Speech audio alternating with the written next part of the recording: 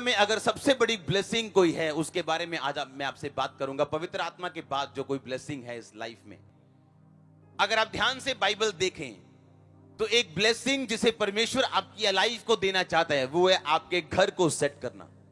ये ब्लेसिंग आपके लिए बनी। जब एक व्यक्ति परमेश्वर के दर्शन को सपोर्ट करने को तैयार हो जाता है, ये उसकी लाइफ का हिस्सा रहता है। जब परमेश्वर ने अपनी इच्छा को जाहिर कर दिया कि मैं अपने इजरायली लोगों को बचाऊंगा और मूसा के द्वारा मैं उन्हें आगे लेके जाऊंगा, ये इच्छा थी परमेश्वर की, हां या ना। और जब परमेश्वर एक प्लान अपने दिल में रखता है और उसे जाहिर करता है अपने नबियों के ऊपर, तो शैतान को मालूम होता है कि कुछ ना कुछ परमेश्वर का प्लान पूरा होने वाला है और वो अपनी चालें चलना शुरू करता है। और उसने एक चाल चली उस राजे के बीच से जो मूसा के टाइम पे होने वाला था, कि जब मूसा हो उससे पहले उसने क्या चाल चली कि जितने इजरायली पुत्र होंगे, बेटे होंगे, लड़के होंगे, उनको मार दिया जाए। और बाइबल कहती है उसने दाइयों की एक ड्यूटी लगाई कि जब तुम जाओ और इजरायली लड़कियां, इजरायली स्त्रियां जब बच्चा जन्ने लगे, अगर तो बेटा हो तो उसे मार दो, अगर बेटी हो तो रहने दो।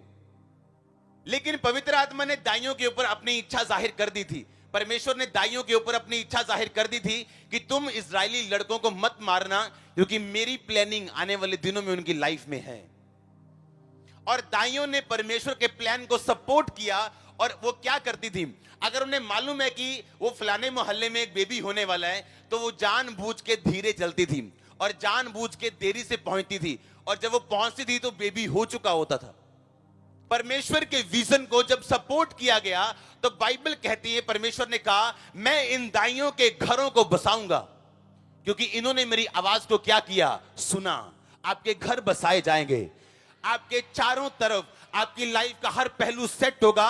ये परमेश्वर की प्लानिंग है आपकी लाइफ के लिए। ईंट और मिट्टी की बिल्डिंग को घर नहीं बोलते हैं। बहुत से लोग हैं इस दुनिया में जिनकी ईंट और मिट्टी की बिल्डिंग सब बिल्डिंगों से बड़ी है, पर उस घर में वाइफ नहीं है, उस घर में हस्बैंड नहीं है, उस घर में बेबी नहीं है, उस घर में माता पिता नहीं है। रूथ की अगर आप लाइफ पढ़ें, बोअज की लाइफ पढ़ें, तो बोअज को यह बताया गया था, एक अच्छी इंफॉर्मेशन दी गई थी कि भाई ये जो औरत आई है ना रूथ, ये ऐसी औरत है जिसने अपनी सास को छोड़ा नहीं, क्योंकि उसकी सास यहोवा को मानती थी। ये अपने देश में वापस उस मूर्ति पूजा में नहीं गई, पर अपनी सास के साथ रही, ये जानते हुए भी कि इसे दुख झेलना पड़ेगा।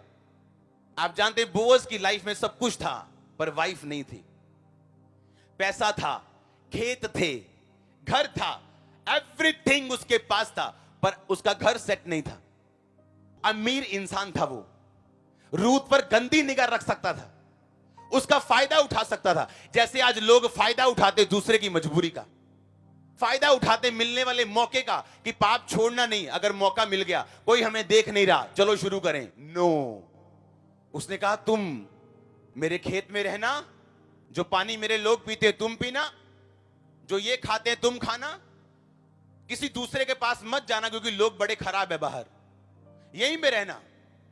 उसने कोई फायदा नहीं उठाया, उसकी जरूरत का कोई फायदा नहीं उठाया, अपने कैरेक्टर को साबित किया कि अभी भी परमेश्वर में। और बाइबल कहती बोअज को परमेश्वर ने एक ऐसी औरत दी जिसने दाऊद, जिसने प्रभु यीशु मसीह के वंश को पैदा किया।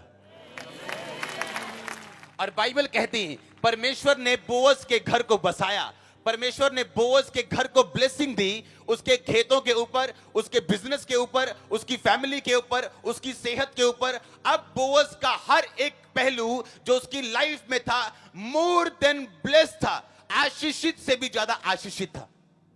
आपकी लाइफ कोई अच्छी फैमिली सेट नहीं कर सकती, आपकी लाइफ पैसा सेट नहीं कर सकता।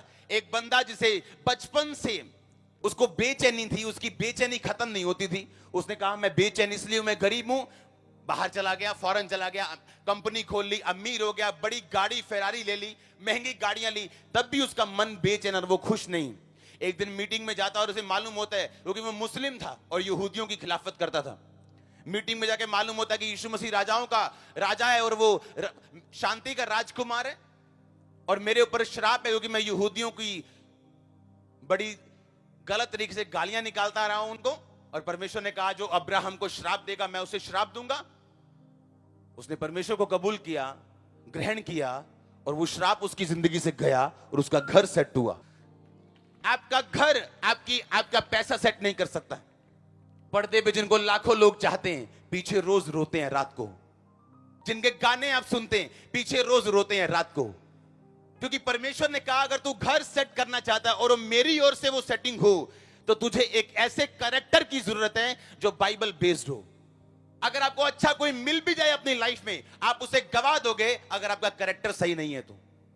अगर आप सपोर्टिव नहीं है परमेश्वर के विजन के। क्योंकि आप एक बात जानते हैं, आप सिर्फ कुर्सी पे बैठने के लिए नहीं बुलाए गए हो। अगर आप सुन रहे हो, आप किसी काम के लिए बुलाए गए हो। अगर आप यहां पे हो, किसी काम के लिए बुलाए गए हो। वो काम आपके पड़ोसी को बचाना हो सकता है, आपके कुलीग को बचाना हो सकता है, आपके साथी को बचाना हो सकता है, आपके परिवार को बचाना हो सकता है, उद्धार के सुसमाचार को आगे लेके जाना हो सकता है। ये ऐसी एक ब्लेसिंग है जिसे परमेश्वर दिल से अपने खास क्रिश्चियन लोगों को देना चाहता है। इसमें आपका फाइनेंस भी है, इसमें आपकी मिनिस्ट्री भी है, आपकी कॉलिंग भी है, आपका परिवार भी है, आपकी सेहत भी है। आपके घर बसाने का मतलब आप चारों दिशाओं से आशीषित होंगे, अपने दुखों को भूल जाएंगे जिस तरह बहता पानी हो।